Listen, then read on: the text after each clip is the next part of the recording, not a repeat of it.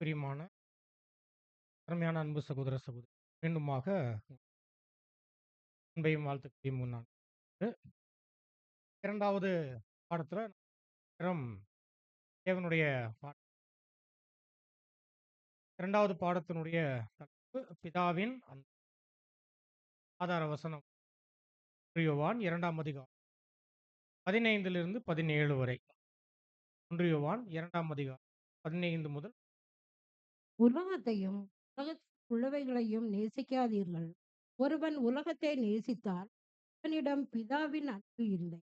ஏனென்றால் சரீரத்தின் இச்சையும் உங்களின் இச்சையும் வாழ்க்கையின் பெருமையுமாகிய உலகத்தில் உள்ளவைகள் அல்ல, பிதாவினால் உண்டானவைகள் அ- பிதாவினால் உண்டானவைகள் அல்ல.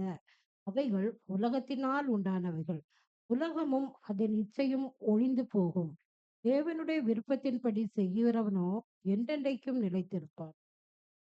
ஆம், அருமையான சகோதர, சகோதரிகளே, இந்த 2வது பாடம் கூட ஏறத்தாழ நமக்கு அப்போஸ்தலர்கள் வழியாக கொடுக்கக்கூடிய அருமையான எச்சரிப்பு சார்ந்த ஒரு பாடம் தான். பாருங்க, அப்போஸ்தலனாகிய யோவான் அவரு அப்போஸ்தலர்கள்லயே ரொம்ப நீண்ட வருடம் உயிரோடு இருந்து வாழ்ந்து கடந்து போன அப்போஸ்தலர்னா ஆகவே அவருடைய நிருபம் கூட ஏறத்தாழ ரொம்ப அருமையான புத்திமதிகளுக்குரிய விஷயங்களை நம்ம நிறைய பார்க்கலாம். நிருபங்கள்ல அவர் கூட எப்படி சபையை அணுகுவார்னா, என் பிள்ளைகளே அப்படின்ற வார்த்தைகளை அவரு கூட என்ன பண்ணுவார், பயன்படுத்தக்கூடியவராக இருக்கிறத நம்மளால அங்க கவனிக்கலாம். இப்ப ரொம்ப முக்கியமான விஷயம், இந்த யோவான் அப்போஸ்தலர் யாரை பார்த்து அவர் பேசுறார் என்று கவனிக்கும் போது, இந்த கடைசி காலகட்டத்தின் சபையின் அங்கங்களாகிய நம்மை பார்த்து தான் அவர். அப்ப இந்த கடைசி காலகட்டத்தினுடைய சபை என்று சொல்லும்போது, அருமையானவர்களே, நாம் அனைவருமே இன்றைய நாட்கள்ல மாம்சத்தில் இருக்கக்கூடிய யோவான் வகுப்பார். இல்லையா? இல்லையா? ஏன்னா, யோவான் அவரை பத்தி சொல்லும்போது தான் கர்த்தர் என்ன ஒரு வார்த்தைய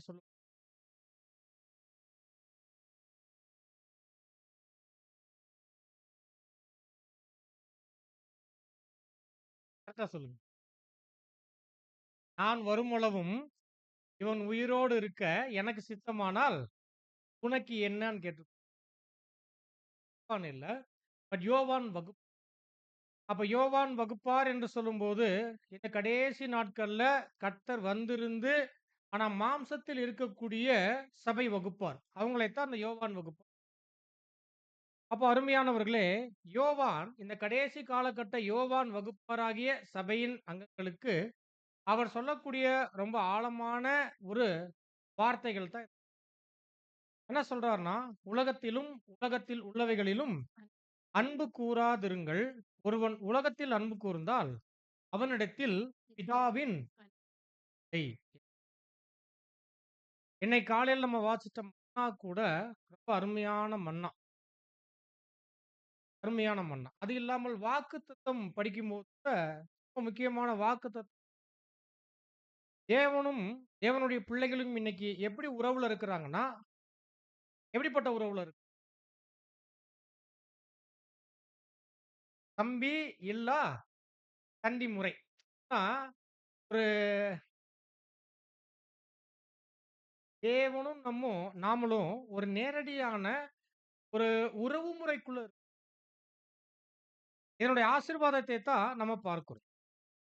அப்ப இதெல்லாம் எதை காண்பிக்குது அப்படின்னா, மீண்டுமாக நாம் இந்த உலகத்திலிருந்து பிரிக்கப்பட்டிருக்கக்கூடிய நிலையை தான் ஆகவே உலகத்தில் இருந்து பிரிக்கப்பட்டிருக்கக்கூடிய தேவனுடைய பிள்ளைகள் மீண்டும் உலகத்தை என்ன பண்ணக்கூடாது, அன்பு கொள்ளக்கூடாது, அல்லது உலகத்தை நேசிக்க உலகத்தை நேசிக்க. சரி, உலகத்தை நேசிக்கிறதுனா உலகத்தை நேசிக்கிறதுனா உலகத்தின் ஆவியில காணப்படுறது அவ்வளவுதான். உலகத்தின் ஆவியில் உலகத்தின் ஆவியில காணப்படுறதுனா என்ன? உலகத்தார் என்ன நோக்கத்தில் இருக்கிறாங்களோ அந்த நோக்கம் நம்மகிட்டயும் இருக்கு. உலகம் என்ன லட்சியத்துல ஓடிக்கிட்டு இருக்குதோ அதே லட்சியத்துல நாம இருக்கோம். உலகம் அல்லது உலகத்தின் ஜனங்கள் இந்த உலகத்தின் மீது எதிலெல்லாம் நம்பிக்கை வச்சிருக்கிறாங்களோ, அந்த நம்பிக்கைய நாமும் கொண்டிருந்தோம் என்றால், அல்லது அவைகளை நாமும் பின்தொடர்ந்தோம் என்றால், இந்த உலகம் சார்ந்த ஏற்பாடுகளை நாம பின்தொடர்ந்தோம் என்றால், நாம் இந்த உலகத்தை நேசிக்கிறோம், விரும்புறோம் என்று அர்த்தம். ஆகவே அருமையானவர்களே, உலகத்தை கூறுதல் என்று வசனத்துல பார்க்கிறோம். அப்ப இவைகள் அனைத்தின் மீதும் ஒருவேளை ஒருவர் அன்பு கூர்ந்தால், அதன் அடிப்படையில் அவர் என்ன பண்ணுவார்ன்னா, செயல்படுவார். அப்படின்னா, அதன் அடிப்படையில அவர் வாழக்கூடியவராக, அவர் இயங்கக்கூடியவராக அங்க இருப்பார் என்று இது மட்டும் இல்ல, சகோதரருடைய எழுத்துக்கள் என்ன சொல்லுது? உலகம், உலகத்தின் நோக்கம், லட்சியங்கள் மற்றும் நம்பிக்கைகளோடு இணைந்து காணப்படுவது அல்லது அதை பின்தொடர்வது மட்டும் இல்லாமல், இந்த உலகத்தில் அன்பு கூர்தலை பத்தி இன்னும் விளக்கம் என்ன குடுக்கிறார்ன்னா, அதாவது இந்த உலகத்தின் கருத்துக்களோடு இசைந்து காணப்படுவது. அல்லது உலக கருத்துக்களோடு ஒத்திசைந்து பேசுவது. ஆமா, அது சரிதான். அது வந்து நியாயமானது தான்.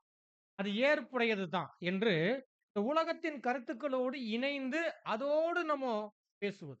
அதற்கு இசைவாக பேசுவது. அல்லது அந்த உலகத்தின் வழிகளுக்கு இணங்கி காணப்படக்கூடிய விஷயம். இது எல்லாமே எதை குறிக்கும் என்றால், உலகத்தை அன்பு கூர்தல் என்கின்ற ஒரு விஷயத்தை மட்டுமே அது குறிக்கக்கூடியது. ஆகவே அருமையானவர்களே, நாம சொல்லலாம், "இல்ல பிரதர், நான் இந்த உலகத்தை நான் நேசிக்கல." ஒருவேளை உண்மையான வார்த்தைகளா கூட இருக்கலாம். நாம சொல்லும்போது, "நான் உலகத்த உலகத்த விரும்பல. இந்த உலகத்திலிருந்து நான் சீக்கிரமாக தேவன்ட்ட தான் போகணும்னு ஆசைப்படுறேன்." என்றெல்லாம் நம்ம பல்வேறு வகைகள்ல நம்முடைய வார்த்தைகளை சொன்னாலும் கூட, பட் நம்ம இந்த உலகத்திலிருந்து எவ்வளவாக விலகி இருக்கோம். இந்த உலகத்தின் ஏற்பாடுகளை நேசிக்கக்கூடிய விஷயங்களிலிருந்து நாம் எவ்வளவாக நம்ம விலகி தூரமாக இருக்கிறோம் என்பதுதான் என்ன? ரொம்ப முக்கியமான காரியம். நம்ம வார்த்தையில சொல்லிட்டு, நம்ம உலகத்தோடு விலகி இருக்காமல் நம்ம காணப்பட்டுட்டாலே, அது என்ன அர்த்தம்? உலகத்தை நேசிக்கிறேன், விரும்புறேன். அதனோடு நான் என்ன பண்ணிட்டு இருக்கிறேன்? இசைந்து நான் செயல்பட்டுக் கொண்டு இருக்கிறேன் என்று அதனுடைய அர்த்தமாக அங்க இருக்கும். ஆகவே அருமையானவர்களே, தேவனுடைய பிள்ளைகள் எப்படிப்பட்டவங்க அப்படின்னா, எப்போ தேவனால் ஒருவர் அந்த விசேஷித்த அந்த அழைப்புல ஒரு ஜெனிப்பித்தலை அவர் பெற்றுக்கொள்ளுகிறாரோ, அப்போதோ அப்பயே இந்த உலகத்தினுடைய தரநிலைகள் இருக்கு இல்லைங்களா? உலகத்தின் தரநிலைகள் மாம்சத்துக்கு எப்படி இருக்கும்? ரொம்ப பெருசா, ரொம்ப உயர்வா, ரொம்ப கவர்ச்சியா, அது ரொம்ப அவசியமா, தேவையா, இன்றியமையாததா என்ன இருக்கும்? நெறைய சமயத்துல அது வந்து நமக்கு ரொம்ப பிரதானமா அது காணப்படும். ரொம்ப பிரதானமா காணப்படும். ஆனால் இந்த உலகத்தினுடைய தரநிலைகளோ, அல்லது காரியங்களோ, பார்வைகளோ, சத்தியத்தின் ஆவியை உள்ள பெற்றிருக்கக்கூடிய தேவனுடைய பிள்ளைகளுக்குள் இது என்ன ஆகாதுன்னா, அல்லது இவைகளை என்ன பண்ணிக்க மாட்டாங்கன்னா, அந்த உலகத்தின் காரியங்கள் தங்களுக்குள் வரும்படியாக இவர்கள் அனுமதித்துக் கொள்ள மாட்டார்கள். அதுக்கு அனுமதி என்ன பண்ண மாட்டாங்க? அதற்கு அனுமதி குடுக்க மாட்டாங்க. ரொம்ப எளிமையா சொல்லணும்னா, உலகத்தினுடைய ஆவி தேவனுடைய ஜெனிப்பித்தல் அல்லது தேவனுடைய ஆவி உள் புகுத்தப்பட்டு பெற்றிருக்கக்கூடிய தேவனுடைய பிள்ளைகளுக்குள் இந்த உலகத்தின் ஆவி உட்புகாது. ஏன்? இவங்க கிட்ட என்ன இருக்கு? சத்தியம் இருக்கு, சத்திய ஆவி இருக்கு, பரிசுத்த ஆவி இருக்கு என்பதனால, உலகத்தின் ஆவி உட்புவதற்கு இங்க என்ன இல்ல? இங்க இடம் இல்லை என்று ஆனால் ஒரு விஷயம் இருக்கு. இந்த சத்தியத்தின் ஆவியும், தேவனுடைய ஆவியையும் தேவனுடைய பிள்ளைகள் இழக்குறாங்கன்னா, அதற்கு காரணமாகவும் என்ன இருக்கும்? அதற்கு காரணமாக என்ன இருக்கும்? ஆமா. ஆ சத்தியம் மற்றும் பரிசுத்த ஆவியை தொடர்ந்து நம்முடைய வாழ்க்கையில நாம பெற்றுக்கொண்டு தக்க வைத்துக் கொண்டவர்களாகவே இருக்கணும். அனுதினமும் நம்ம சம்பாதித்துக் கொண்டு இந்த வேலைகள நம்ம சரியாக செய்யாமல் விடும்போது, ஆட்டோமேட்டிக்கா என்ன வந்துரும்? உலகத்தின் ஆவி நமக்குள் உட்புகுவதற்கான வாய்ப்புகள் அங்க. இப்ப எப்போ ஒருவர் உலகத்தின் ஆவி தனக்குள் உள்ள வராதபடி பாதுகாத்துக் கொள்ள முடியும் என்றால், பரிசுத்த ஆவி, தேவனுடைய ஆவி எப்போதும் நிரம்ப பெற்றவர்களாக தங்களை வைத்துக் கொள்ளும்போது, உலகத்தின் ஆவி என்ன பண்ணுனாலும் இவங்களுக்குள்ள என்ன ஆகாது? வருவதற்கான வாய்ப்புகள் அங்க இல்லை என்று சரி, இந்த உலகத்தின் ஆவியினுடைய நிலைகள் ஏன் அதுல ஆபத்து இருக்கு? ஏன்னா, ஒருவன் உலகத்தில் அன்பு கூர்ந்தால், அவன்கிட்ட பிதாவின் அன்பு இல்லை என்று ஏன் யோவான் அங்க சொல்றார் என்றால், உலகத்தின் ஆவிக்கும் தேவனுக்கும் என்ன இல்ல? தேவனுக்கும் சம்பந்தம் இல்ல. ஏன்னா, உலகத்தின் ஆவி முழுவதுமாக சுயநலத்தில் எதுல செயல்படக்கூடியது? இந்த உலகம் சுயநலத்தில தேவனுடைய பிள்ளைகள் இதற்கு நேர் எதிராக சுயத்தை பலி செலுத்தி போட வேண்டியவங்களாக இருக்கிறாங்க. அப்ப 2மே எப்படி இருக்கு? எதிர் முனையில இருக்கக்கூடியதாக இருக்கு. இதற்கும் சம்பந்தம் இல்ல. இப்ப உலகம் சுயநலத்தில் அது ஓடிக்கிட்டே இருக்கும். தேவனுடைய பிள்ளைகள் சுயநலத்தை பலி செலுத்தி, பலி செலுத்தி, பலி செலுத்தி அவர்கள் இல்லாமல் ஆக்கிக் கொண்டு ஓடிக்கிட்டே அப்போ உலகத்தின் ஆவியினுடைய நிலைகள் முற்றிலும் சுயநலத்தின் ஆவியாக இருக்குது. அது என்னன்னா, போதும் கேட்கிற வார்த்தைகள் தான். பிரியங்கள், பொறாமைகள், வெறுப்பு, தீமை, சண்டைகள் என்று எல்லாமே எடுக்கலாம். இப்ப இதெல்லாம் உலகத்துக்குள்ள இருக்கா? இல்லையா? ஒவ்வொரு மனிதனை பார்த்தோம்னாலும், ஒவ்வொருவருக்குள்ளயும் பொறாமை இருக்கா? இல்லையா? இருக்கா? இல்லையா? நமக்குள்ளேயே இல்லாமல்லாம் இருக்காது. இல்லாமல் இருக்காது. மாம்சம் ஒருத்தர் ஒரு பொருளை வச்சிருந்தா, அந்த பொருளை பார்த்து என்ன வரும்? பொறாமை வரும். ஒருத்தவங்க கொஞ்சம் நல்லா இருந்துட்டாங்கன்னா என்ன வந்துரும்? பொறாமை வரும், வெறுப்பு வரும், சண்டை வரும். எல்லாமே அது வரக்கூடியதா அப்ப தீமை. இது எல்லாமே தீமை என்று நம்ம அப்போ இந்த உலகத்தினுடைய ஆவியின் நிலைகள் முழுவதுமே அது தீமை மற்றும் அதனுடைய செயல்கள் பாவ செயல்களாக அங்கு வரும். அதனால தான் தேவன் இந்த உலகத்துல மனுஷனுக்கு செவ்வையாய் தோன்றுகிற வழிகள் எல்லாமே இந்த உலகத்தின் வழி. ஆனா அதனுடைய முடிவு முடிவு மரணம் தான். அப்படின்னா உலகத்தினுடைய வழிகள் மனுஷனுக்கு எதை குடுக்கிறதே இல்ல. மனுஷனுக்கு ஒரு சிறிய வகையிலான ஒரு ஜீவனுக்கு உண்டான ஆசீர்வாதத்தை உலகத்துக்குள்ள யாருமே அதனுடைய முடிவு மரண வழிகள் என்று நம்ம ஆகவே தான் தேவனுடைய பிள்ளைகள் இந்த உலகத்தில் அன்பு கூர்ந்தால் அவனிடத்துல பிதாவின் அன்பு இல்லை என்று ஏன் யோவான் சொல்றார்னா, நாம இந்த உலகத்தில் இருக்கக்கூடிய எதன் மீதும் நாம் நம்முடைய இருதயத்தை வச்சிரக்கூடாது என்கின்ற எச்சரிப்புக்கு தான் என்ன பண்றார்? யோவான் இந்த ஒரு மிகப்பெரிய ஒரு விஷயத்தை அங்க ஒருவேளை அந்த உலகத்தின் மீது நம்முடைய இருதயத்தை வச்சால் நிச்சயமா தேவன் நம்மள என்ன பண்ண முடியாது. தேவனுடைய அன்பு என்ன? நம் பேரில் இருப்பதற்கான வாய்ப்புகள் அங்க இல்லை என்பதை அது மட்டும் இல்ல, இதற்கு நேர்மாறாக நம்ம எப்போதுமே நம்முடைய இருதயத்தை கர்த்தருடைய சித்தம் சார்ந்த ஏற்பாட்டிலேயே நம்ம நிலைநிறுத்திக் கொள்ளணும். அதிலேயே நம்ம நிலைநிறுத்தி வச்சுக்கணும். இதை தவிர்த்த எந்த ஒரு நிலைப்பாடும் நம்முடைய இருதயத்துல இல்லாதபடிக்கு வைத்துக் கொள்ளக்கூடிய இந்த நிலைப்பாட்டிலேயே நாம் காணப்படக்கூடியவர்களா அப்படி இருக்கும்போது இந்த உலகத்தை நம்ம என்ன பண்ண மாட்டோம். ஓ, இந்த சமயத்துல நாம இந்த உலகத்தோடு அனுதாபம் கொள்ளக்கூடியவர்களாகவும் நம்ம போயிருவோம். இந்த ஆபத்துகள் பல வகையில நமக்கு இருக்கு. ஏன்னா உலகத்துல இருக்கிறதுனால, நம்ம மாம்சத்துல இருக்கிறதுனால, இந்த மாம்சம் நம்மள என்ன பண்ணும்? சுய அனுதாபத்துக்குள்ள நம்மளை வழிநடத்தும். சுய அனுதாபம் என்பது என்ன? அது ரொம்ப ஆபத்தானது. இப்ப சுய அனுதாபம் என்று சொல்லும்போது, நான் மாம்சத்துல இருக்கேன். எனக்கு சில சூழ்நிலைகள் இருக்குது. தேவைகள் இருக்குது. எனக்கு குடும்பங்களும் இருக்குது. எனக்கு பல சூழ்நிலைகள் இருக்குது. அதனால நான் என்ன பண்ணித்தான் ஆகணும். ஆனா இந்த உலகத்துல நான் செயல்பட்டுத்தான் ஆகணும். இந்த உலகத்தின் காரியங்களை நான் நெறைய விஷயத்துல நான் டிபெண்ட் பண்ணித்தான் ஆகணும். இந்த உலகத்தின் தேவைகளுக்காகவே நான் என்ன பண்ணி தான் ஆகணும். நான் வாழ்ந்து தான் ஆகணும். நான் விரும்பாத விஷயங்களை நான் செஞ்சு தான் ஆகணும் என்று சில பேர் சொன்னாலும், வருத்தத்தோடு சொன்னாலும், பட் அதை அவங்க ஃபாலோ பண்ணிக்கிட்டு வாழ்ந்து கொண்டு இருப்பாங்க. காரணம் மாம்சத்துல இருக்கிறதுனால, சுய அனுதாபம் தங்களுக்கு தாங்களே என்ன பண்ணுவாங்க? சுய அனுதாபம் மாம்சமும் என்ன பண்ணும்? இவ்வளோ நாள் தான் நம்ம இங்க இருக்கிறது. இவ்வளோ நாள் தான் நம்ம கஷ்டப்படுறது. சின்ன சின்ன காரியங்களை தேடிக் கொள்வது என்ன இல்ல? தவறு இல்ல. ஒரு சின்ன சின்ன காரியங்களை நமக்கு நம்ம அமைத்துக் கொள்வது என்ன இல்ல? அது பாவம் இல்ல என்று இந்த உலகத்தினால் அதன் மீது அனுதாபம் கொள்ளக்கூடிய வேலைகளை அது செய்ய ஆகவே சுய அனுதாபத்திற்கும், உலகத்தின் விஷயத்தின் மீது அனுதாபம் கொள்ளக்கூடிய விஷயங்களுக்கும், தேவனுடைய பிள்ளைகள் எப்போதும் எப்படி இருந்துக்கணும்னா, எச்சரிப்போடு காணப்படுவது அவசியம். அது மட்டும் இல்ல.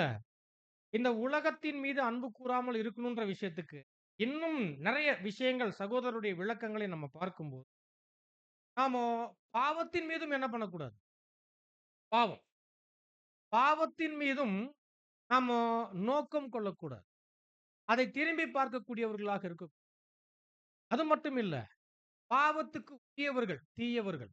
தீமையின் மீதும், தீயவர்களின் மீதும் பாசம் கொள்ளக்கூடாதுன்ற ஒரு வார்த்தை இருக்கு. ரொம்ப அருமையான வார்த்தை. ஏன்னா நெறைய சமயத்துல நம்ம என்ன பண்ணுவோம்னா, நாம பாவம் செஞ்சுட்டு, நாம நம்ம மீதே என்ன பண்ணுவோம்? ஒரு அனுதாபம் கொள்ளுவோம் தெரியுங்களா? நம்மளே நம்ம மீதே ஒரு அனுதாபம் கொண்டுக்குவோம். அதேபோல சில பேர் பாவங்கள் செய்யும்போது, அவர்கள் மீது என்ன பண்ணிக்கிட்டு இருப்போம் அப்பதான்? பாசம் காமிச்சுக்கிட்டு, அன்பு அப்பத்தான் இல்லாத அன்பெல்லாம் என்ன வரும்? அங்க வந்து வேலை செய்ய ஆரம்பிக்கும். தீ தீமை மற்றும் தீமை செய்கிறவர்களின் மீது பாசம் கொள்ளக்கூடாது. வார்த்தையை கவனிங்க. அப்படின்னா அவங்களை நேசிக்க அன்பு கூடாதுன்னு வார்த்தைய சொல்லல. பாசம் கொள்ளுதல்னா என்ன? நான் செய்யட்டுங்க. நான் அவரோட நான் அவருக்கு ஆதரவா தான் இருப்பேன். அவருக்கு இசைவா தான் இருப்பேன். அப்படின்லாம் நம்ம என்ன பண்ண முடியாது. கர்த்தர் சொன்ன வார்த்தை உங்களுக்கு ஞாபகத்துக்கு ஆ பாவியை நேசிக்கணும், பாவத்தை வெறுக்கணும். இதுதான் விஷயம். அப்ப பாவியை நேசிக்கணும்னா, அவர்களின் நிலை கருத்தில் கொண்டு அவர்களை நம்ம இரக்கத்தோடு பார்க்கலாமே தவிர, நம்ம பாசம் கொண்டு அவங்களோட என்ன பண்ண முடியாது. பாவத்தோடும், தீமையோடும் அல்லது தீமையை செய்யக்கூடியவர்களோடும் நம்ம என்ன பண்ண முடியாது. பிணைப்படக்கூடாது. நாம கலக்கக்கூடாது. அவர்கள் மீது பாசமும் கொள்ளக்கூடாது என்கின்ற இந்த வார்த்தையும் நம்ம பார்க்கிறோம். ஆகவே அருமையானவர்களே, இத செஞ்சா என்ன நடக்கும்? ஆ நம்ம ஓடிக்கொண்டிருக்கக்கூடிய இந்த ஓட்டம் ஒரு பந்தய சாலை. எதுல ஓடிக்கிட்டு இருக்கிறோம்? ஒரு பந்தய சாலையில ஓடிக்கிட்டு இருக்கோம். அப்ப பந்தய சாலையில் ஓடக்கூடிய ஒவ்வொருவரும் எதற்காக ஓடுறோம்? பந்தய பொருளை பெற்றுக்கொள்வதற்காக. ரொம்ப தெளிவா இருக்கா இல்லையா அந்த பாதை?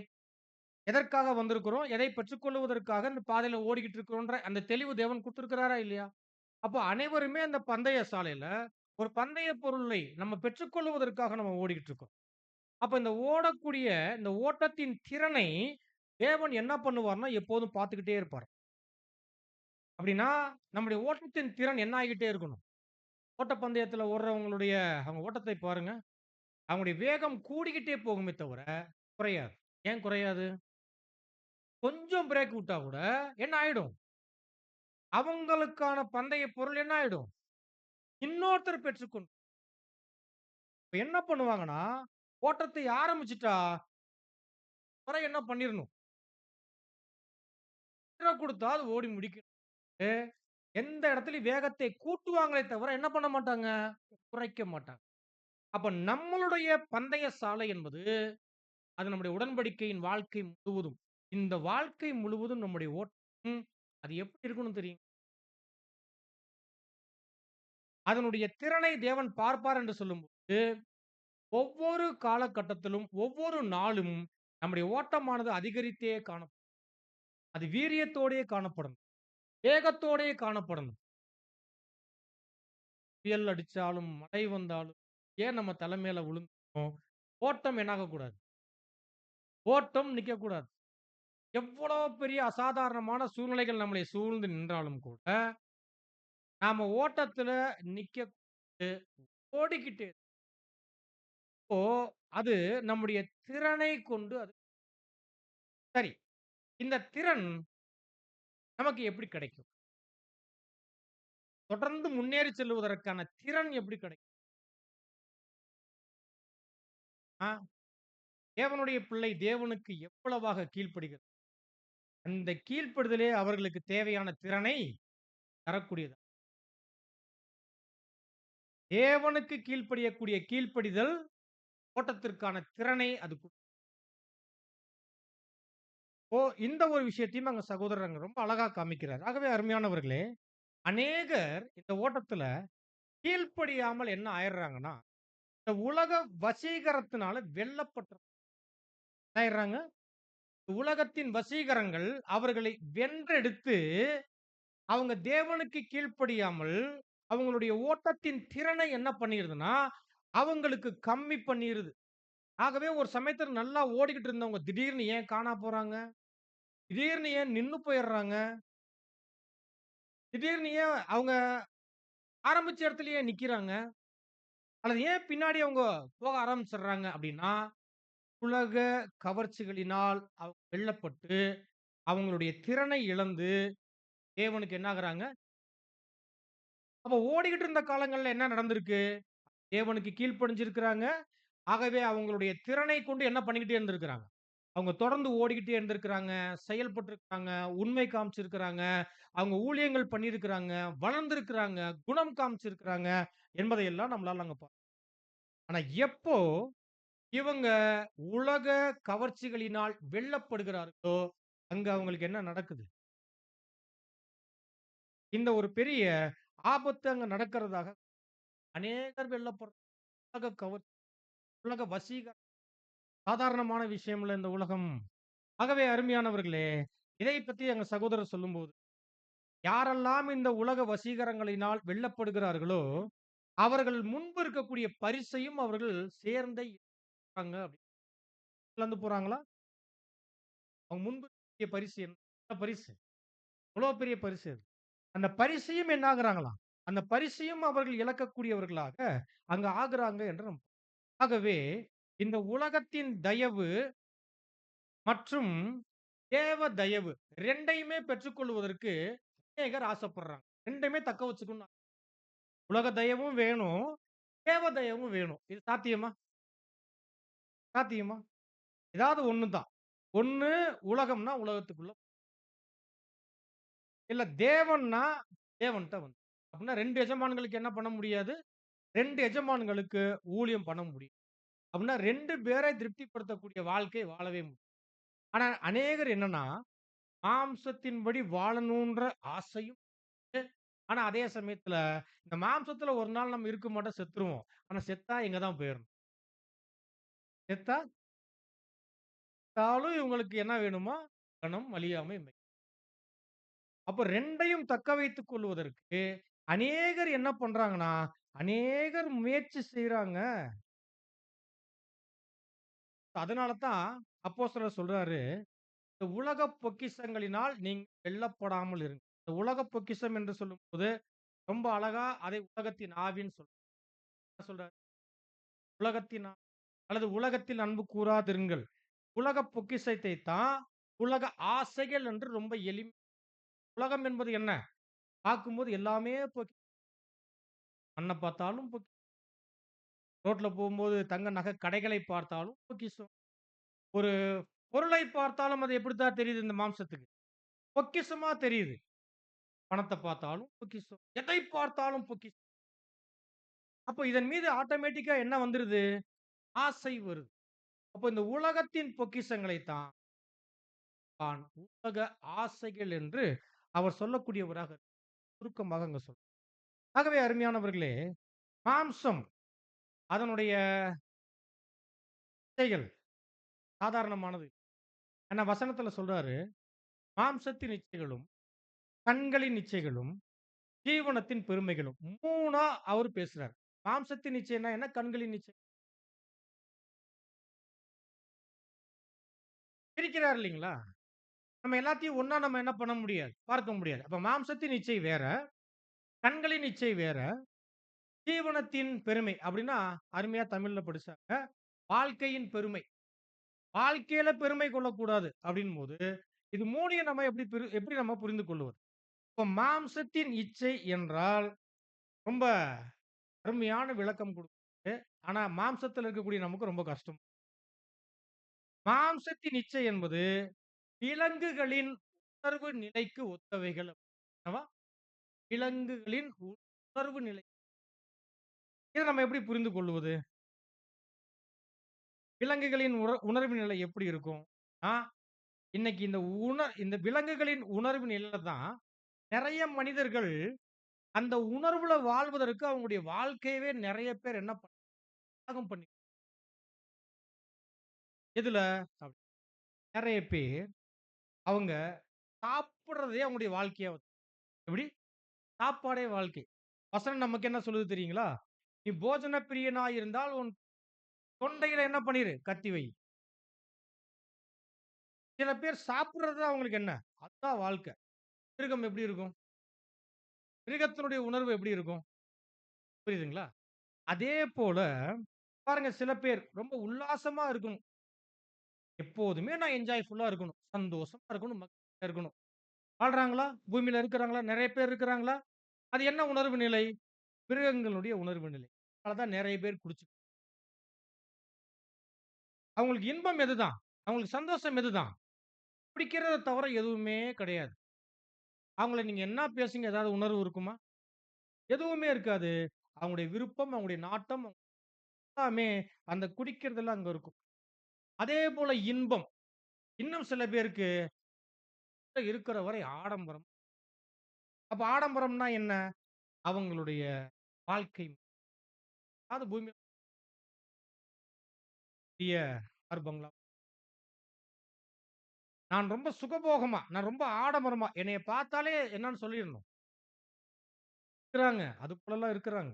பார்க்கும்போது அவங்களுடைய வாழ்க்கை முறைகள், அவங்களுடைய செயல்கள், அவங்களுடைய ஒவ்வொரு அணுகுமுறைகளை பார்த்துட்டீங்கன்னா, ரொம்ப லக்ஸூரியா இருக்கும். ரொம்ப லக்ஸூரியா. இது எல்லாமே பார்த்துட்டீங்கன்னா, மாம்சத்தின் வாசமா இருந்து, ஆடம்பரமா இருக்கிறது. நான் ட்ரெஸ் அப்படி போடணும், இப்படி போடணும், போனா இதுல தான் போவேன், வருவேன். இருக்கா இல்லீங்களா? நமக்குமே இருக்கும். இந்த மாம்சத்துக்கு இந்த எண்ணம்லாம் இல்லன்னு நம்ம யாருமே சொல்ல முடியாது. ஆனா இதையெல்லாம் மேற்கொண்டு சுயத்தை பலி செலுத்த தேவனுடைய பிள்ளைகளா, இன்னைக்கு தேவனுடைய கிருபையில நம்ம இருக்கிறோம். ஆனாலும் இந்த ஆபத்து என்ன? இந்த ஆபத்து நமக்கும் இருக்கு. ஆபத்து நமக்கும். அதனால தான் மாம்சத்தின் இச்சைகள் அவைகள்ல விழக்கூடியவங்க நெறைய பேர் அப்படி அதுல போயிட்டா, நெறைய பேர் அந்த மிருக உணர்வின் நிலைமை மாம்சத்தில். இது மட்டும் இல்ல, பாவங்களும் இருக்குது. என்ன இருக்குது? பாவங்களும் இருக்கு. பாவம் என்று சொல்லும்போது என்ன? இந்த மாம்சத்தை திருப்திப்படுத்திக் கொள்ள குடிக்கிறது சரின்னு நம்ம பாவமா இல்லையா? எப்படி பாவம்ன்னு சொல்றோம்? நான் குடிக்கிறதுனால என் சரீரம் தானே அழிஞ்சு போகுது. எப்படி பாவம்ன்னு சொல்ல முடியும்? அப்படின்னு நாம யாரும் கேட்க மாட்டோம். உண்மையிலேயே குடி என்பது என்ன? பாவம். குடி மட்டும் இல்ல. பாவ செயல்கள், எண்ணங்கள் எல்லாமே என்னதான்? எல்லாமே அது மாம்சத்தை திருப்திப்படுத்தக்கூடிய விஷயம். மாம்சம் என்ன பண்ணிரும்? பெரிய அளவுல நம்மளை வீழ்ச்சிக்குள் நடத்துவதற்கான மாம்சத்துக்கு தனிப்பட்ட விருப்பம் கொடுக்கக்கூடிய விஷயமாக அங்க இருக்கும். பாவ செய்கைகளையும் அது கடைசி நாட்கள்ல எண்ணற்ற பேர் இந்த மாதிரியான பாவ காரியங்கள்ல இருக்கிறாங்க. இது. அடுத்து கண்களின் இச்சை. கண்களின் இச்சைன்னா என்ன? கண்களின் இச்சை என்ன சொல்றாங்க? இந்த மாம்சத்துக்குன்னு ஒரு மனசு இருக்கு இல்லைங்களா? இந்த மாம்சத்துக்குன்னு இருக்கக்கூடிய இந்த மனசை திருப்திப்படுத்துறது தான் உதாரணத்துக்கு யாருக்கு புகழ் பிடிக்காது? நான் புகழின் உச்சியில இருக்கணும். யாருக்கு பிடிக்காது? புரியுதுங்களா? புகழ், அதிகாரம், செல்வாக்கு, நல்ல பேரு, உயர்ந்த நிலை, ஸ்தானம் இதெல்லாம் என்ன? இதெல்லாம் என்ன? எல்லாம் மாம்ச மனதுக்கு திருப்தி கண்களின் கண்களின் இதுக்கு சகோதரர் விளக்கம் ஆகவே அருமையானவர்களே, இன்னும் சொல்லும்போது, இந்த கண்களின் இச்சை, இது மற்றவங்களுடைய உரிமைகளை மதிக்காதாம். என்ன பண்ணாதாம்? மற்றவர்களுடைய உரிமையை மதிக்காது. மற்றவங்களுடைய உரிமையை மதிக்காதுன்னா என்ன? சக மனிதர்களின் உரிமையை மதிக்கணும் என்பதுதான் தேவனுடைய சட்டமே. தேவனுடைய நீதியின் கொள்கையே அதுதான். படிச்சிருக்கிறீங்களா? தேவனுடைய அந்த 10 கட்டளைகள் என்ன குடுக்குது? முதல் 2 கட்டளைகள் என்ன கட்டளை? தேவனாகிய யெகோவாவை என்ன பண்ணணும்? முழு இருதயத்தோடு, பெலத்தோடு, ஆத்துமாவோடு நம்ம அன்பு கூரணும். சரியா? இந்த 8 பிறருடைய பொருளை திருடாத, பிறருடைய மனைவியை கொலை செய்யாத, என்ன சொல்லி மத்தவங்களுடைய உரிமையை மதிக்கணும். இதைத்தான் தேவன் என்ன பண்றார்ன்னா, அந்த நீதியின் அந்த சட்ட விதிகள்ல, அந்த கொள்கைகள்ல அதை அப்போ கண்களின் இச்சை மற்றவங்களுடைய உரிமைய என்ன பண்ணாது? மதிக்கவே மதிக்காது. அவங்களுக்கு என்ன உரிமை இருக்கு? பாக்கியம் இருக்கு? அவங்களுக்கு என்ன பொறுப்பு இருக்கு? அவங்களுடைய உணர்வு என்ன? என்றெல்லாம் என்ன பண்ணாது? பார்க்கவே பார்க்காது. மதிக்கவே மதிக்காது. ஆகவே இதையெல்லாம் துளியும் பொருட்படுத்தாமல் சுய திருப்தியில தன்னை வைத்துக் கொள்ளக்கூடிய விஷயம் தான் கண்களின் இச்சை.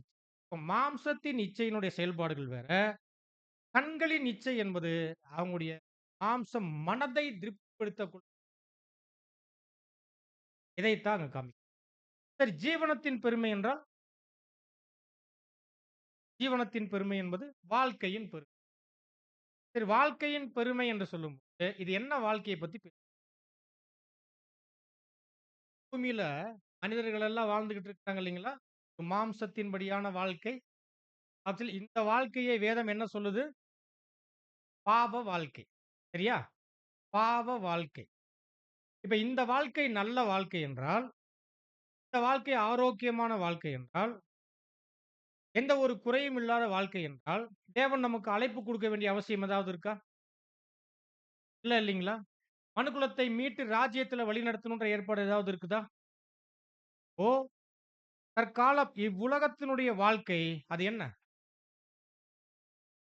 பாவ வாழ்க்கை. பாவ வாழ்க்கை மட்டும் இல்ல, தேவனுடைய பார்வையில அருவருப்பான நிலை. அருவருப்பான நல்லா கொஞ்சம் கவனிச்சு பாருங்க. இன்னைக்கு உலகம் எப்படி வாழ்ந்துகிட்டு இருக்கு? இந்த உலகத்தினுடைய போக்குகள், ஒரு மனுஷை எல்லாமே ரொம்ப அருவருக்கத்தக்க அவன் வாழ்க்கையை வைத்துத்தான் அவனுடைய குணங்கள், அவனுடைய செயல்கள் எல்லாமே அங்க இருக்கிறத நம்மளால பார்க்க ஆகவே, இந்த பூமிக்குரிய இந்த பாவ வாழ்க்கை தேவனுடைய பிள்ளைகளுக்கு அவமானமான வாழ்க்கையாக அங்க இருக்கணும். எப்படி இருக்கணும்? இந்த பூமியின் வாழ்க்கை, இந்த மாம்சத்துக்குரிய வாழ்க்கை, இந்த பாவ வாழ்க்கை, இதை நாம எப்படி பார்க்கணும்? ஏன்னா நம்ம உலகத்தார் அல்ல. நம்ம உலகத்தார் அல்ல. தேவன் நம்மள என்ன பண்ணியிருக்கிறார்? உலகத்திலிருந்து பிரிச்சிருக்கிறார். ஆகவே, நாம இந்த உலகத்தை, இந்த உலகத்தின் நிலைகளை, இந்த உலகத்தின் ஏற்பாடுகளை அருவருப்பா பார்க்கணும். ஒருவேளை இப்படிப்பட்ட வாழ்க்கை வாழ்ந்துட்டு இருக்கிறவங்க, இந்த உலகத்துல எப்படி பார்க்கலாம்? எப்படி இருக்கலாம்? ரொம்ப மேன்மையானவங்களா, பேர் போனவங்களா, வசதி படைத்தவங்களா, அதிகாரம் மிக்கவர்களாக இருக்கலாம். ஆனா, அந்த வாழ்க்கை ஏன் அப்டின்னா, ராஜ்யத்துல என்ன ஆகப் போறாங்க? லட்சை அடையப் போறாங்க. எல்லாருக்குமே ராஜ்யத்துல பெரிய அவமானம் இருக்குது. ஏன்? அவங்க வாழ்ந்த வாழ்க்கை, இந்த உலகத்துல வாழக்கூடிய இந்த வாழ்க்கை, ராஜ்யத்துல அவங்களுக்கான தீர்ப்பு வெளியாகும்போது எப்படி இருக்கும்? நம்ம பேசிக் லெசன்ல பார்த்திருக்கிறோமா இல்லையா? லட்சை அடைவார்கள். அவங்களுக்கு நிந்தையா இருக்கும். அவமானமா இருக்கும். பார்க்கிறோமா இல்லையா? ஏன்? எது? ராஜ்யத்துல அவங்க உயிர்த்தெழுந்து வர்றது அவமானமா இருக்குமா? இல்ல. மாறாக, ராஜ்யத்துல அவங்க வரும்போது, அவங்க முன்னாடி வாழ்ந்த வாழ்க்கை, உலகத்துல எப்படி இருக்கும்? உலகத்துல ரொம்ப மேன்மையா இருக்கும். ராஜ்யத்துல அது தீர்ப்பு தான் வெளியாகும். இதை அப்படிப்பட்ட வாழ்க்கையை நாம எப்படி பார்க்கணும்? பூமியில வாழக்கூடிய வாழ்க்கைய பெருமையா நெனச்சுட்டோம்னா, பெருமையான பார்வை பார்த்துட்டோம் அப்படின்னா, என்ன? ஆகவே ஜீவனத்தின் பெருமை, அதாவது இந்த வாழ்க்கையினுடைய பெருமை, இது நம்ம வாழ்க்கையில இருக்கவே கூடாது. மாறாக ஒரு பாவமான உலகத்துல, ரொம்ப கீழான மரண நிலைமையில இருந்துட்ட நம்மளை, தேவன் இப்படி உயர்த்தி வச்சிருக்கார் இல்லைங்களா? இந்த உயர்த்தப்பட்ட நிலையை முன்னிட்டு நம்ம என்ன பண்ணலாம்? தேவனை ஆம், துதி செலுத்தலாம். ஆம், தொடர்ந்து நம்ம என்ன பண்ணலாம்? இந்த பாதையிலேயே நம்மளை தேவன் உயர்த்தி வைத்த பாதையிலேயே நம்ம ஓடுவதற்கான வேலைகளை செய்யலாம். மாறாக நம்ம உலக வாழ்க்கையை, அதனுடைய பெருமையை, நாம அதை பெருமையா பார்க்கக்கூடியவங்களாக இருந்தால், அது அப்ப 3யும் பிரிக்கிறார். மாம்சத்தின் இச்சை, கண்களின் இச்சை, ஜீவனத்தின் பெருமை. இதெல்லாம் யாருனால உண்டாகல? தேவனால் உண்டானவைகள் அல்ல. அப்ப தேவன் என்ன பண்ணல? இவைகளை உண்டு பண்ணவே இல்ல. அதையும் காமிக்கிறார். இப்ப நாம ஏன் இந்த உலகத்தை நேசிக்கக்கூடாது? நம்ம ஏன் இந்த உலகத்தில் அன்பு கூறக்கூடாது? ஆ எதுவுமே தேவனால் உண்டானவைகள் எல்லாமே ஒழுக்கக்கேடானவை. இதை நம்முடைய இருதயத்தை என்ன பண்ணிரும்? மாத்தி அது சீர்கேட்டுக்குள்ள கொண்டு போயிரும். ஆகவே நம்ம இந்த உலகத்தின் ஒழுக்கக்கேடான அனைத்து விஷயத்திற்கும் நம்முடைய இருதயத்தை என்ன பண்ணிக்கணும்? மாத்தி தேவனுடைய ஏற்பாட்டுல சீரான வகையிலேயே நம்ம வைத்துக் கொள்ளக்கூடியவர்களாக அங்க நாம காணப்படணும். அதற்கப்புறம் தான் ரொம்ப அழகாக அவர் சொல்றார் வசனத்துல. பாருங்க, உலகமும் அதன் இச்சையும் ஒழிந்து போகும். தேவனுடைய சித்தத்தின்படி செய்கிறவனோ என்றென்றைக்கும் நிலைத்திருப்பான். அப்போ இவைகளுக்கு என்ன விளக்கம் கொடுக்கிறார்னா, அருமையானவர்களே, பாருங்க, பிதாவின் அன்பு உடையவர்கள் உலகத்தில் அழிந்து போகக்கூடிய விஷயத்தின் மீது அன்பு கூரும். அப்படின்னா, இவங்களுடைய நேசம், இவங்களுடைய பற்று, இவங்களுடைய பார்வை எதுல இருக்கும் அப்படின்னா, ரொம்ப எளிமையான வகையில, தெய்வீக நேர்மையில, பரிசுத்தத்தின் அழகுல இவர்கள் தங்களை நிலைநிறுத்திக் கொள்வதற்கான இந்த நோக்கத்தை மட்டும் எதுல மட்டும் கவனம் வைப்பாங்க? ரொம்ப எளிமை. எளிமை என்று சொல்லும்போது என்ன ஆகுது? இந்த உலகத்தினுடைய ஏற்பாடுகளுக்கு நேர் எதிர். ரொம்ப எளிமையா. ஏன்னா, இந்த மாம்சத்துல இருக்கிற வரை நம்ம என்ன செய்யணும்? தேவனுடைய சித்தம் செய்து கடந்து போகணும். ஆகவே இந்த பூமியில மாம்சத்தில் இருக்கும் வரை நம் எளிமையான உதாரணம் கர்த்தர். கர்த்தரைப் போல இந்த பூமியில தேவ சித்தம் செய்கிற விஷயத்துல மாம்சத்துல ஆனவங்க யாராவது இருக்கிறாங்களா இல்லையா? யாருமே இல்ல. எவ்வளோ எளிமையின் ரூபம் எடுத்து, அவர் எப்படி வாழ்ந்து தேவ சித்தம் எளிமை. ஆனா கர்த்தரை இன்னும் நம்ம எப்படி பார்க்கிறோம்? அவருடைய தெய்வீகம், அவருடைய நேர்மை, அவருடைய பரிசுத்தத்தின் அழகு, இதெல்லாம் இன்னைக்கு நமக்கு எப்படி இருக்கு? பெரிய பாடமா இருக்கு இல்லைங்களா? அப்ப நாமும் இந்த எளிமை, இந்த தெய்வீக நேர்மை, இந்த பரிசுத்தமாகுதல், இதுல தான் நாம என்ன ஆகணும்? நாம விரும்பி, அதுல நம்முடைய மகிழ்ச்சியை நாம அடைந்து கொள்வதற்கான தேடுதல் இவைகளுக்குள்ள இருக்கு. அப்ப எதுல நம்முடைய தேடுதல் இருக்கணும்? தெய்வீக காரியங்கள் சார்ந்த ஏற்பாட்டு. அப்படி இருக்கும்போது நம்முடைய இருதயம் எப்படி இருக்கும் தெரியுங்களா? சாந்தம், அமைதலாக இருக்கும். ஆனா உலகம் என்னதான் அவங்களுடைய விருப்பத்த அவங்க பெருமையில் வாழ்ந்து கொண்டிருந்தார். மாம்சம் மற்றும் கண்களின் இச்சைகள்ல அவர்கள் ரொம்ப சுகபோகமாக அவர்கள் காணப்பட்டாலும், அவங்க கிட்ட சாந்தம், ஒரு அமைதி என்பது இருக்கு. என்ன இருக்காது? இருதயத்துல ஒரு அமைதி இருக்குமா அவங்க கிட்ட? அமைதல் என்பது இருக்காது. அவங்களுக்கு ஒரு தெளிவு இருக்காது. ஒரு பிடிப்பு இருக்காது. ஆகவே அவங்க ஒழுங்கற்றவர்களாக அவங்க. ஆனா தேவனுடைய பிள்ளைகளுடைய வாழ்க்கையில இந்த உலகத்துக்கு நேர் எதிர்மாறாக இருந்துட்டாலும், அவர்கள் மிகுந்த அமைதலோடு, ஒரு சமாதானத்தோடு, தேவ சமாதானத்தோடு அவங்க காணப்படுவாங்க. ஏன் அப்படின்னா, அவர்கள் அலங்கரிக்கப்பட்ட தெய்வீக ஒழுங்கில் அவர்கள் தங்களை வைத்துக்கொண்டு, அந்த தெய்வீக ஒழுங்கிற்கும், ஒழுக்கத்திற்கும் தங்களை கீழ்ப்படுத்திக் கொண்டு, கர்த்தருடைய வேலையில் மட்டும் அவர்கள் கவனம் செலுத்தி, தேவனுடைய சித்தத்தில் மட்டுமே தங்களுடைய சாயலை வளர்த்துக் கொள்வதற்கான பிரயாசத்தில்.